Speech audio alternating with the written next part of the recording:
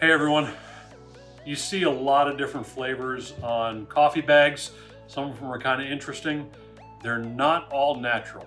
That's what we're going to talk about today. I'm Eric, this is the Mug Life. I didn't choose the Mug Life, the Mug Life chose me.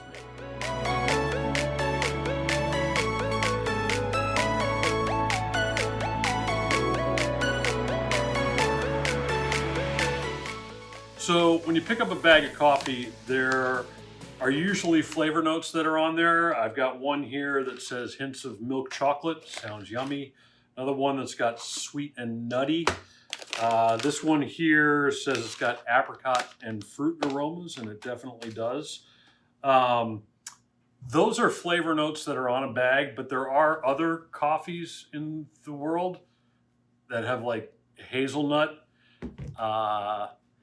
interesting things like Bananas Foster, Jamaican Me Crazy. I don't even know what that is. But there's a lot of different flavored coffees that are out there. Those flavor notes are completely different than the flavor notes that a specialty coffee roaster will put on their bags. The specialty coffee roasters like us will put flavor notes on their bag because they are naturally occurring flavors in that coffee. They're not overwhelming flavors or anything else like that. You might get a little bit of a nutty note in some, you might get a little bit of a chocolatey note in others, but it's not that overwhelmingly syrupy flavor that you get.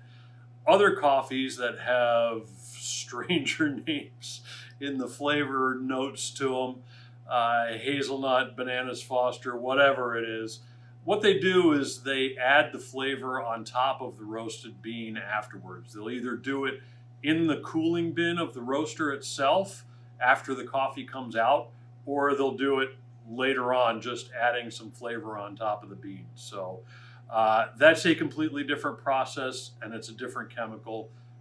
Personally, as fresh ground roasting, we stay away from that for a couple of reasons. First of all, generally, they use much lower quality coffee beans for that because they're covering up all the flavor of the bean with whatever you're putting on it, Bananas Foster, or what, cotton candy, whatever stuff. You're never going to taste the coffee, so it doesn't really matter what kind of beans they get.